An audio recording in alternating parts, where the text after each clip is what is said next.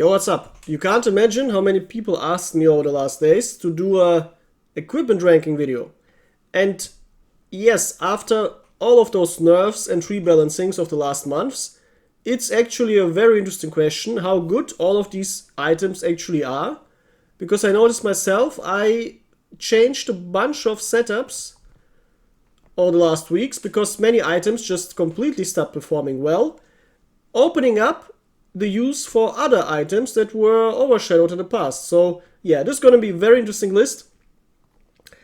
In order to make it actually extra spicy, I'll use the rule of 5 items maximum per tier.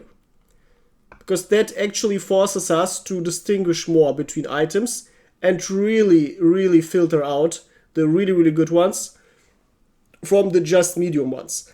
So how does ranking work in general? Well, we have our 5 tiers. D is the worst, S is the best. For those wondering why is it the normal alphabet and then suddenly there's an S. S stands for super good, because here's how it should work. A are the best items you really want to use always.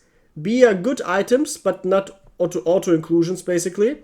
Also they're just overshadowed by the very good items. C are bad items, or items that are just playable for fun, but that's all. And D are completely unusable trash items. Now S is reserved for extremely strong items that are so much above the rest that it doesn't make sense to add them in the normal ranking. This is usually overpowered items, so items that are just giving you some extreme specific advantage that you absolutely have to play, and that are just no-brainers. So yeah. These are the rules, and now we can start with one of the spiciest items overall, the anti-personnel mine. Now, AP mines were a source of grief and butthurt for years of Enlisted playing, because, well, placed anywhere, they could kill your soldier.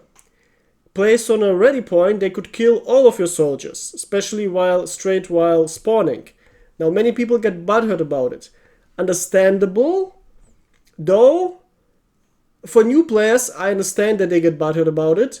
For veterans, especially on higher BRs, it's literally just their fault for not protecting their ready points. So, yeah, you see the many discussions were following. The topic of anti-personnel mines, they got nerfed very hard recently. As usual, Darkflow went full retard with nerfs, not doing a nuanced nerf, but nerfing it on multiple levels extremely.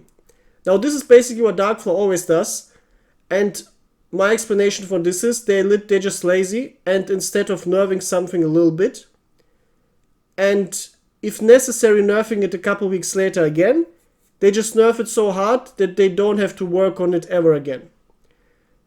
Yeah, this is just a work and time saving measure, which is not good for game balance or creating interesting items in the game that are worth using. So yeah, now what does it mean for anti-personnel mines? You can now run over them. As long as you're running, you won't get killed with a healthy soldier. If you're charging above them, you barely get any damage. And even if you drop it on a rally point, it won't get the whole squad most of the time. And sometimes it doesn't even properly trigger. So yeah, they're much weaker now. Now here's the important thing. You can't just equip all of this on one soldier. Obviously they're exclusive items. For example, you can't have an AP mine and a tank mine and a TNT Charge. You can only have one.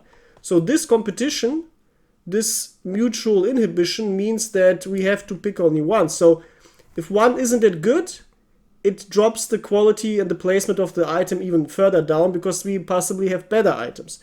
So right now, I would say anti-personnel mines aren't really good anymore. They definitely aren't trash, they still work. And the question is, are they medium or are they just bad? Well, let's put it this way, since they're almost for free, you can just put them in the mine slot. It's not like the grenade slot where you have lots of important stuff. No, this is literally the mine slot where not much important stuff is going on. So yeah, they're medium, the opportunity cost isn't high, and they still perform well. And well, spamming them around the map still will give you lots of kills over the course of the game. And if you want to annoy some enemies, it will annoy them. So yeah, they still work. They still work, and they're not that bad that they're C tier. So yeah, basically a perfect definition of a medium tier item in Enlisted. Now, anti-tank mines are much more complicated because they are higher variance, since you really need a tank or an APC driving over them, or a bike possibly, to trigger them. So much harder to trigger than the average Enlisted player. But if you get a successful activation, you instantly get an insane amount of value. So this is the very high variance item. And what makes them much more fun to play than normal mines, besides the tank killing stuff, is that you can do tricks with them. You can place them on structures, and if the structure gets destroyed, the mine drops down and explodes, because mines dropping down get instantly triggered. Now this is extra cool because you can put it on barbed wire, and if enemies destroy the barbed wire, congratulations, you get a big booty explosion now. And you don't survive that one for sure. Also, you can put it under stuff. For example, put it under a sandbag or under a barbed wire, basically hiding it. And then an enemy tank thinks, oh, let's help my teammates and destroy this barbed wire with my tank safely, so the infantry doesn't get stuck, and then he explodes suddenly. Yeah, these are all very cool and fun stuff. Methods to use these mines, making them overall more useful and better than anti-personnel mines. Question is, are they worthy of an A tier spot? Let's put it this way. It's a lot of work. It takes time. It takes a lot of map knowledge. And oftentimes you have to run to the right places. You have to do stuff and so on. I wouldn't say it's a really good item. It just takes a lot of work and it's not too reliable. So yeah, it would be basically exactly in the middle. I would put it significantly above normal mines, but still not into the good item. It's just the good items, but not the very good items. Yeah, a good item is a very fine description for the anti-tank mines. Now what about X's? Oh, straight into A. Why? Well, you need to charge with your soldiers, especially engineers, to get quickly to important points. Not only in the beginning of the game, where the first one to build a good rally usually impacts the game highly, but also after capping to get quickly to the next point, or if you need to get quickly over an open field so you don't get shot, you want to be fast, or if you want to have fun and charge into enemies and slash them. Yep, all of this only possible with axes, bayonets, or swords. You basically need a weapon that allows charging, which doesn't make sense realistically, because in real life a soldier can charge without anything. Actually, it's better charging without anything because now you're lighter. But apparently by Enlisted logic you need to have heavy stuff in your hands in order to be allowed to run faster. So yeah, this alone makes axes good, but they also come with the advantage of dealing like 25 damage. So a normal soldier with 10 life will always die. Always die. No matter how much vitality he has, no matter how much random factor he gets, because there's also some luck involved. Because whenever you would die, you still get a random roll, and that possibly saves you, so you just get downed instead. But if the damage is too high, you just die. Like if you get twice the damage of your life total, you instantly die. 0% chance of getting downed. And axes do this. Yeah. Overall, yeah, they're definitely one of the best items in the game. And they're also, here's the important part, instant inclusion in your army. Like every soldier needs to have an axe. There's absolutely no reason to not have an axe on your soldier. It's just the charging and the high damage, which is so good. Now, instead, you could also have shovels, which are sadly not allowing charging. They allow you to dig holes, but that's all. They dig faster if you have the melee attack speed, but that's barely changing much, and yeah, they're just not that good. I made a post recently, also linked in my community posts, about how to improve them to make them actually good and playable, but they're just so much worse than axes, and digging takes a lot of time, and you don't even get experience for enemies falling into your holes. Yeah, you see, like so they're basically the opposite of axes. And this also means that, yeah, you want axes, you don't want shovels. Since you absolutely want axes, shovels can't even be a medium tier stuff because, well, the costs of having a shovel is that you can't have an axe. So I would just put them into the bad item stuff, bad items tier. Some people will get butthurt, yeah, whatever. You could put them if you absolutely want behind mines, but this is just coping, so yeah, it's straight into C. Then, what about binoculars? Well, with the coming update, which is already 1 month overdue, you will get additional experience, I think, for stuff marked by binoculars, and it will be longer marked. This is cool. Also, you can do tricks like using binoculars on a tanker, like tank commander, in order to get zoom effect when you're using the machine gun. Yeah, also fine. It's obviously not a bad item, and it's an item that's completely free because it doesn't compete with anything. There's no reason to not have binoculars on your soldier because overall weight of your soldier isn't really a factor in Enlisted, and also they don't weigh anything basically, and they don't even really cost silver. I think they cost 40 silver. So yeah, binoculars go straight into the good items, but they're nothing too special. Like they don't.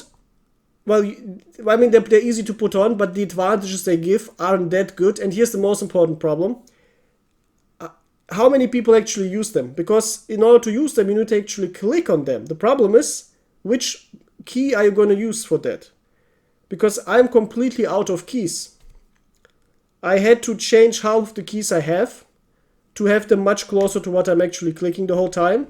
And I literally don't have any fucking keys for the binoculars. So even despite being great in theory, I just don't use them, and I think most players don't really use them. I have them, I buy them out of principle to put them on every soldier, but I simply don't use them. So yeah, they're I would say they're the worst medium item. Yeah, that fits them very well. Then, what about TNT packs? Explosive packs, as they're called. They are overall the best grenade. Why?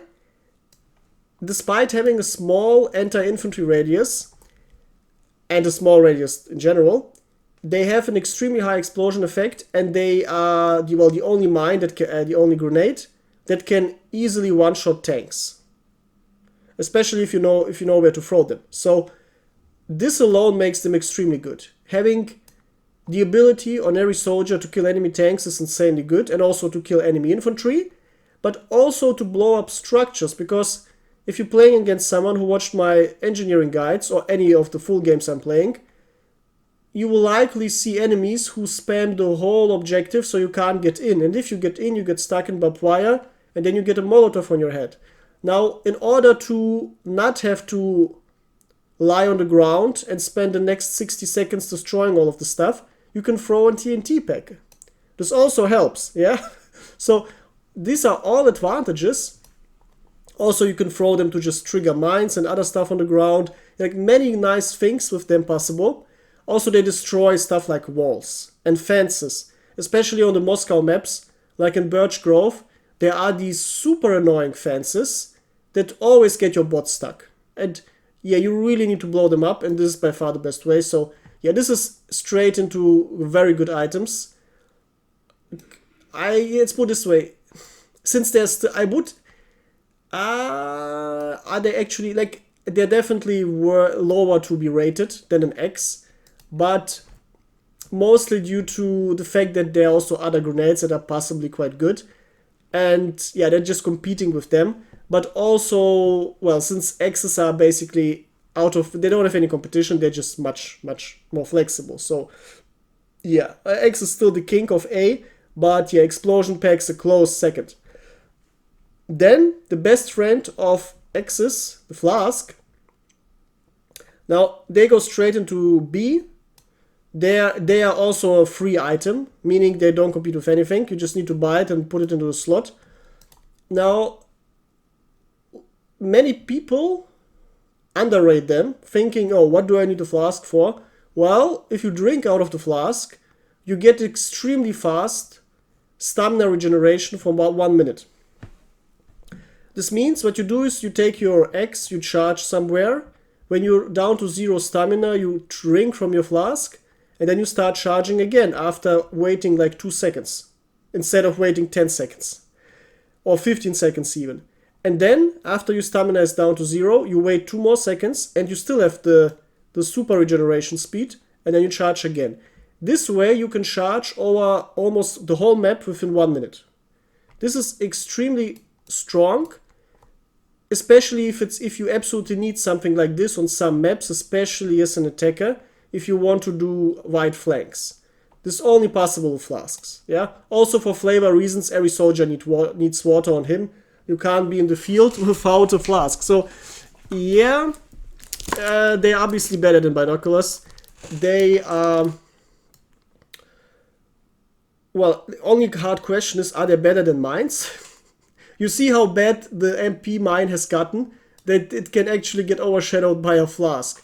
Because if you, here's the question, for those who think this distinguishing is irrelevant.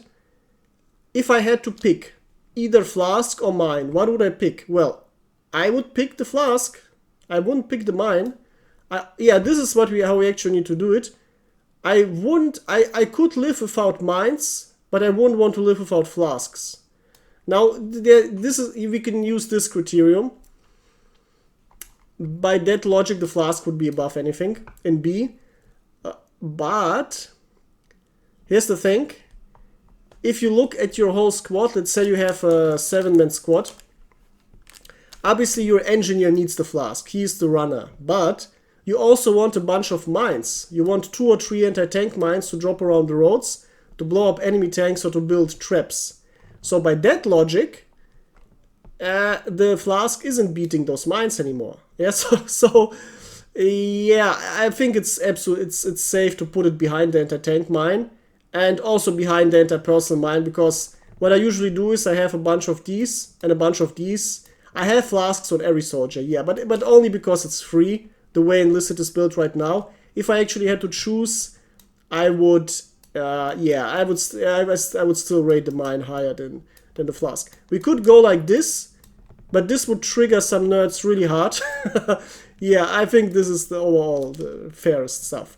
Then we do this last. No, we do this now, because this is actually a frag grenade, I think. Yes. What are fragmentation grenades? They are the basic grenade against infantry. Here's the thing. If I have to pick one grenade to use, it would be always explosive pack, never any other grenade. These grenades they're easy to rank. They are much worse than the explosion pack because they are literally just not useful against tanks and not useful against structures. Yeah, they're much better against infantry than explosion packs, but what I usually need to do is I just throw an explosion pack at a group of soldiers. A few die, a few get downed, a few survive, and then I just rush in and shoot the ones who are surviving, and then the ones who are downed, and I get a similar effect. Of course, it's not as fun as just getting a big explosion with 10 kills, but still, having an explosive pack is much more important due to the tanks and APC stuff than this. The grenades are obviously really good. Would I rank them above mines? Not sure. Let's put it this way. Yeah, let's split the atom and do it like this. Yeah, I would rather have the anti-tank mine. Here's the thing. I know many people underestimate anti-tank mines highly. But guess what? If you really know how to use them, I need to make a video about it one time. Yeah, I guess I need to make it after the update, in case Gaijin fucks up again some mechanics so it doesn't work. I did a mine guide 1 year ago, or 1.5 years ago, and then Gaijin fucking removed half of the features I showed you in the video from the game. And now you can't do like many of the cool traps you can't even do. Like you can't put an AP mine on an anti-tank mine to trigger it. Yeah, like, what the fuck? Here's the thing, for those saying it's unrealistic, look, in real life, you could build little traps out of many trinkets. Now, if we wanted to simulate this in Enlisted, it would take a lot of work of game development to put them into the game. Instead, you can just use the assets already in the game and let people be creative with them. And putting this on this is one of those creative moves.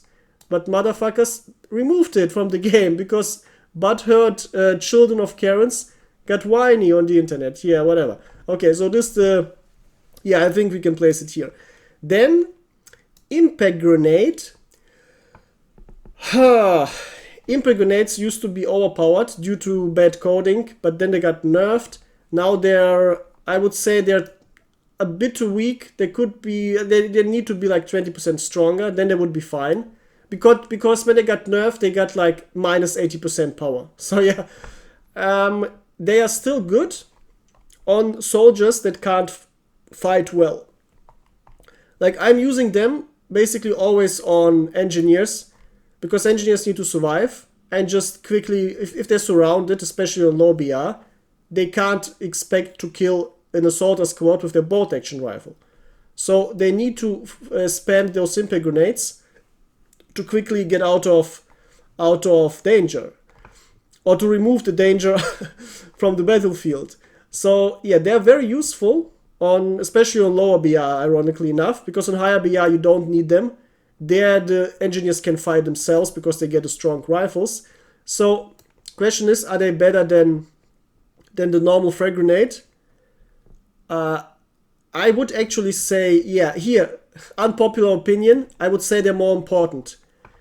Because I don't mind if I couldn't play these, because I can play these and these. But if I couldn't play impact grenades anymore on low BR engineers, yeah, this would be actually a problem, because now your engineers are much, much weaker. Also, you can spam impact grenades into enemies who got stuck in your barbed wire. But you can't spam these, because you have to wait and then you get shot. So I would actually rank them slightly above the frag, mostly because your engineers are so important, and also because if I'd rather have the frags, I'd rather have the impacts than these. Like, they are not that much needed, but these are, even despite being nerfed, they're much weaker than frags, yes, but they're more important. Alright, then we get a small ammo pouch. Now, small ammo pouches are playable if you haven't unlocked the big ammo pouches. But besides that, after you did it, they're literally unplayable. So yeah, they go into the trash tier. If you're a new player, okay, of course you play them. But after you, I think you need to reach level 3. I think you need to reach tier 3 in the tech tree. And then you get access to all of the stuff. And then you will never play them again. So I could put them into C for being an intermediary step. But yeah, I mean, this is like the final version, so we can put them into D. Don't be sad, Mr. Small Ammo Pouch. It's just, yeah, it's just mathematical conclusion. Then the big ammo pouch obviously goes into A, because, yeah, guess what? Many weapons become very good if you have twice the ammo. Yeah, and for those who don't dual wield, or for those who can't dual wield, there are actually soldiers, especially on premium and event squads, where you need to have a pouch, and this is just insane. This is just very cool, and they're especially good for like premium and event squads, as I said, since if you have a weapon that's just so strong that you only want to use this weapon and no secondary, you obviously want as much ammo as possible. So yeah, they're just very, very good. Yeah, that goes straight into A. They're obviously worse than dual wielding, as I explained in multiple videos. I won't explain again, it will take forever. Also because everyone who watched my videos already understands and knows this. But the eternal butthurts who don't want to, well, think logically, who don't want to accept the supremacy of dual wielding, they would require a 40-minute doctor publication on that. So yeah, we save us the time. Then the big brother of the ammo pouches, the grenade pouches. Big grenade pouch, is it better than the big ammo pouch? I would say yes. Straight up a bit better, because once again, instead of big ammo pouch, you can just dual wield. But there's no other way to have more grenades than to have a big grenade pouch. Now, big grenade pouches are basically mandatory if you want to once again, have engineers that can fight, because then you take this, combine it with 3 of these, and now, congratulations, you have a very strong engineer. Especially on low BR with rifleman squads, where you can turn them into grenadiers by giving everyone a large ammo, a large grenade pouch. With all of these grenades, obviously you want, if you have these pouches, you want to mix the grenades. Because you don't need 20 explosion packs. What you want is maybe 3 of them. And the rest, now you can start mixing, having 3 or 6 for fast intervention. And then just many of those to just spam them. Because you can afford to wait, you're gonna have the time. You just take the soldier with these grenades in situations where you have the time. And then you just cook them. And you throw them and you create the biggest damage among the enemies. So yeah, these grenade pouches are much better than the ammo pouches. Much, much better. And the small grenade pouches also go here. And by the same logic this way. Then the backpack. The big uncle of those pouches. Where does the backpack go? Well, here's the thing.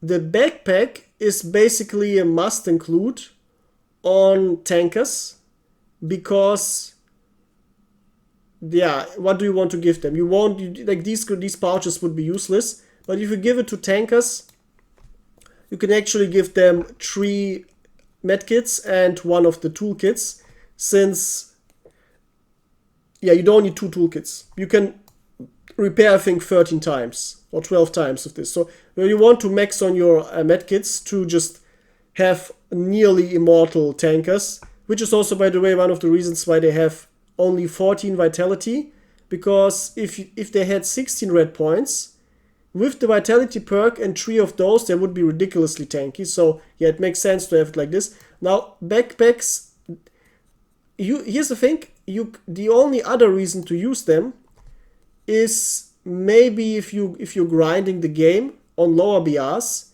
and you just put the 1 toolkit and 3 medkit combo on a soldier to just farm experience. Because this is how you actually play better medics. Because instead of a 5-man medic squad, you can use this combo on a rifleman squad, and then you basically have up to 9 super medics who can't heal as often, but they can still heal a lot, and you have more fighting power. Yeah, all of this is cool, but it's literally just limited to low tier fringe plays.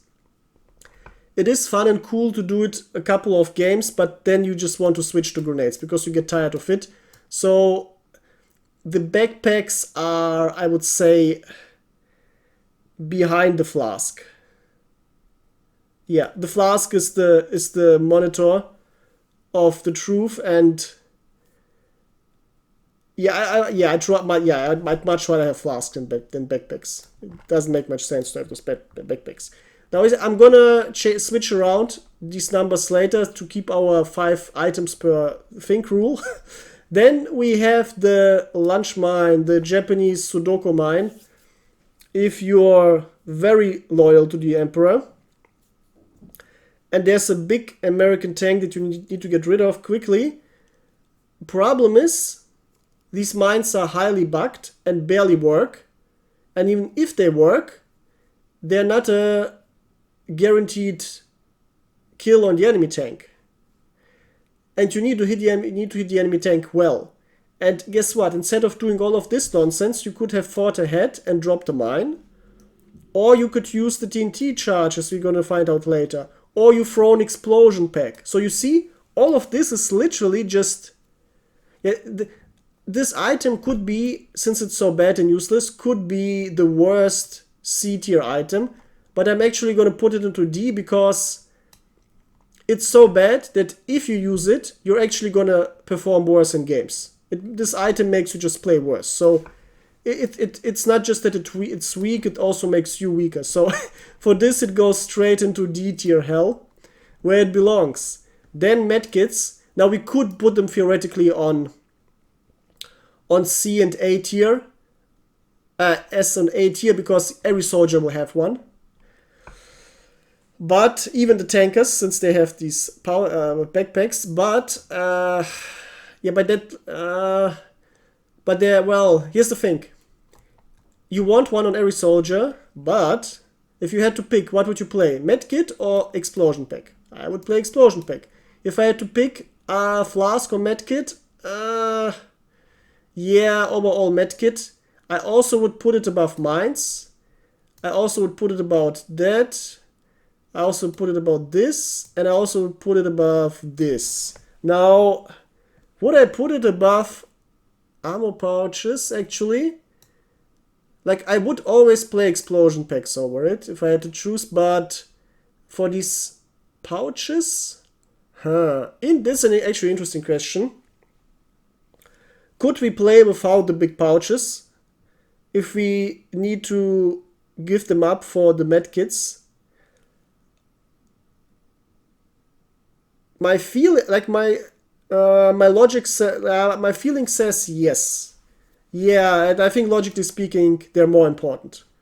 Yeah, well, actually not.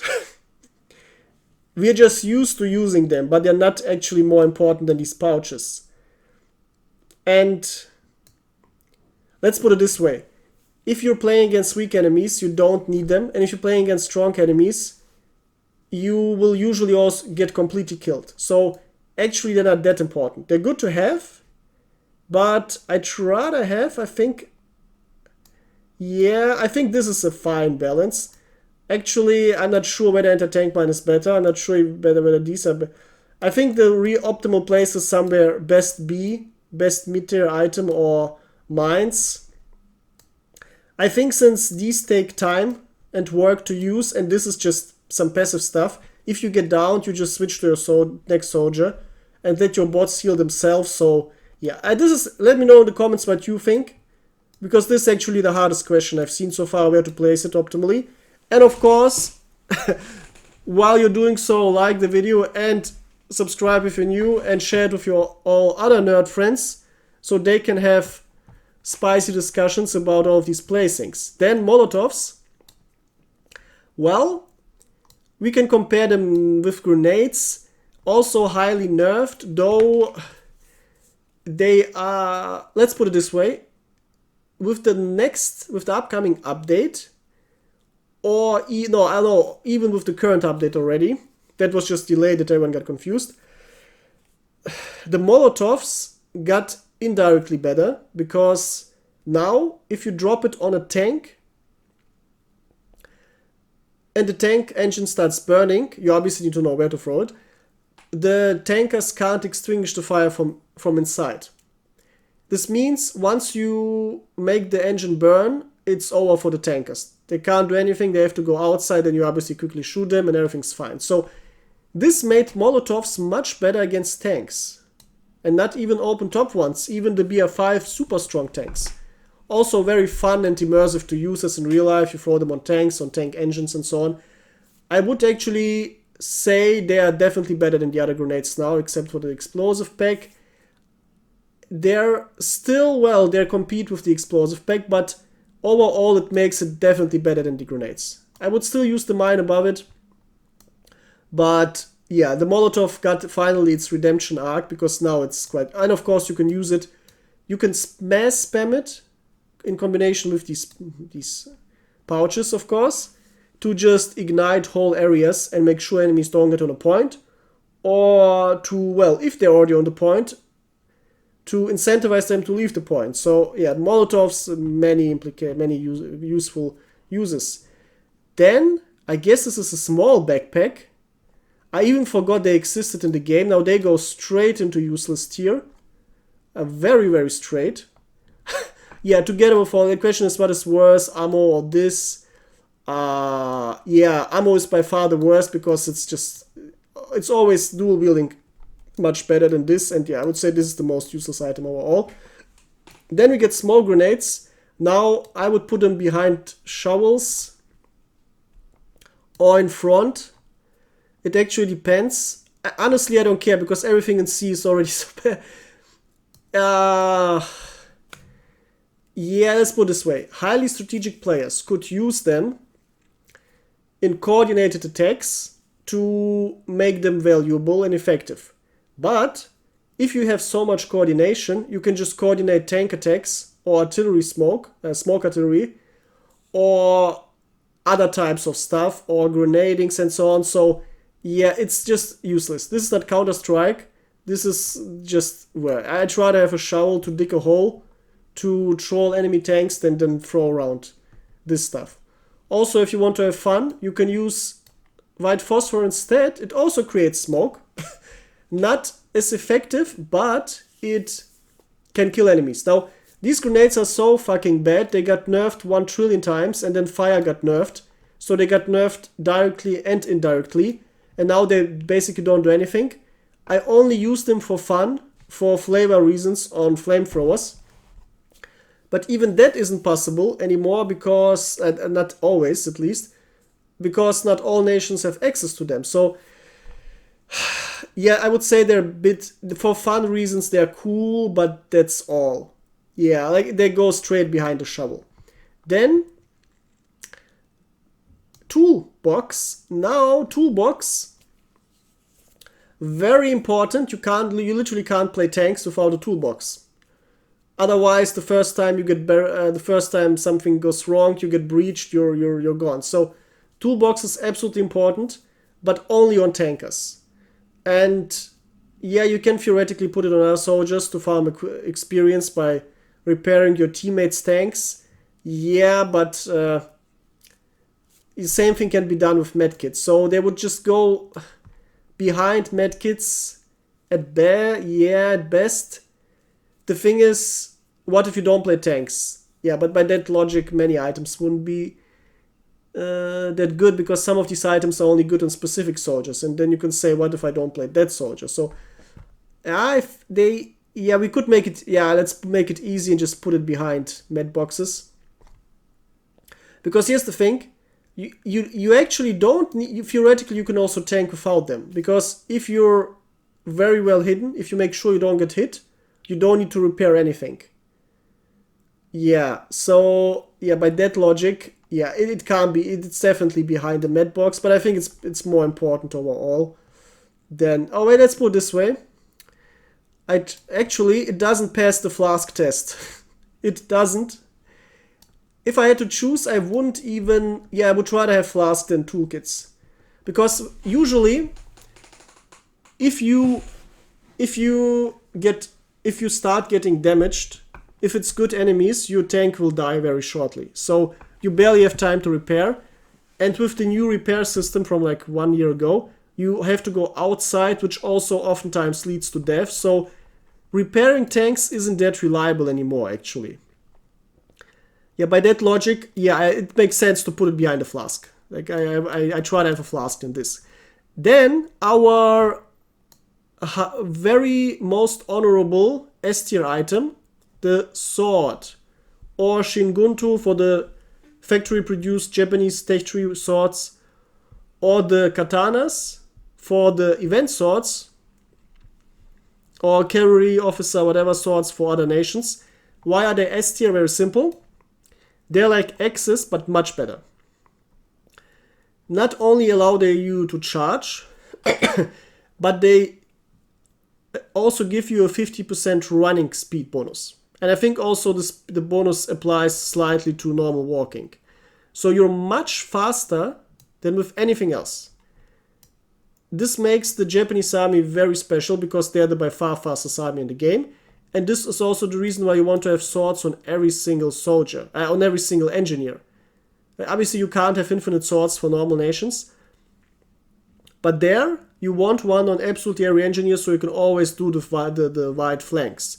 Because once you establish this, everything else becomes easy.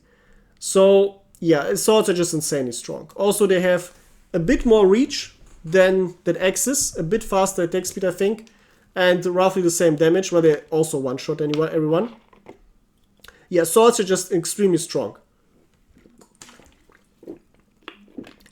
There's no other item so far that is just clearly above anything else, but the only items I would so far call the best items in the game are Explosive Pack and X, but the sword is just a much better X. So it is by definition a clear S tier item, and overall the best equipment in the game.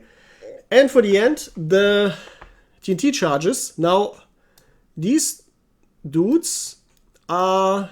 Oh, okay. These dudes are... Where do we put them? They compete with mines.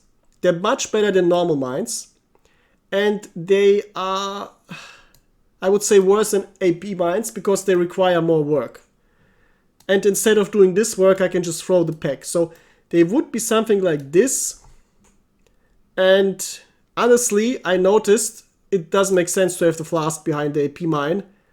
Yeah, I'd rather have like this. And also like this. Also like this. And also like this. Like this explosive pack, the fact that it's so strong just devalues all of those mines. So yeah, also like this. Sorry. Yep. Yeah, I would say the flask is better than all of this, and the rest just goes down. Now for the end comes the biggest fun, because looking at the complete ranking, you see the whole picture, and then you can fine-tune some things that weren't that obvious in the actual process of making the ranking. And first thing I see is we need to follow the 5 items rule. We can't follow it perfectly for every tier because A, we have too many items, and B, it would dilute the meaning of the tiers too much. So we're gonna follow it only for A tier. The biggest thing I noticed is I'd much rather have medkits than ammo pouches, and I have medkits everywhere. I have ammo pouches only on some very obscure event or premium squads, and I'd basically always rather have dual wielding than ammo pouches. So even if it's a big ammo pouch, yeah, it's just not that good. Same thing goes for flasks. I'd much rather have flasks on every single soldier than, like, if I had to choose only one, can I have flasks or ammo pouches in my army? I would always pick flasks. Same thing goes for mines. Now, but here's the actual threshold, I think. The large ammo pouches, most people overrate them hard. They will get very butthurt now, but they deserve to be the first among the good items or the medium items, but they're not among the very good items. So I would say they're better than Molotovs and all of those grenades, but are they better than anti-tank mines? Well, here's the thing, if you're good with anti-tank mines, you get basically 2 or 3 free kills per game. Plus the occasional trap explosion with your other against infantry. So, yeah, but you don't really need these large ammo pouches much. Let's put it this way, since most players play large ammo pouches and value them highly, I'm gonna put them into first place for B. And then we have the Binoculars, who on second thought, I would say they actually might be overall, even with the coming buff, be just too detrimental for your keybind economy and clicking around and misclicking. When I had them on the normal keybind, I forgot which one it is, it was a number or so. Oftentimes during fights I accidentally clicked on that, and then my soldiers started using the binoculars instead of shooting, and of course I instantly died. So for these problems and every other problem involved with them, I'm actually going to put them into C tier, because they're definitely not a medium item. They're actually overall, I would say, not. They're low impact and they're too harmful, and I'd rather have a fucking big backpack with all the advantages it brings. And I'd definitely rather have this on my tankers than, yeah. Now thinking about the rest, the toolkit is only really good if you have a backpack. And the backpack has also other uses, so it has to be above the toolkit. And regarding AP mines, yeah, I would also bring AP mines gotten so weak and useless, I'd rather have the backpack above it. And these items are all starting to be just better than backpacks, yeah.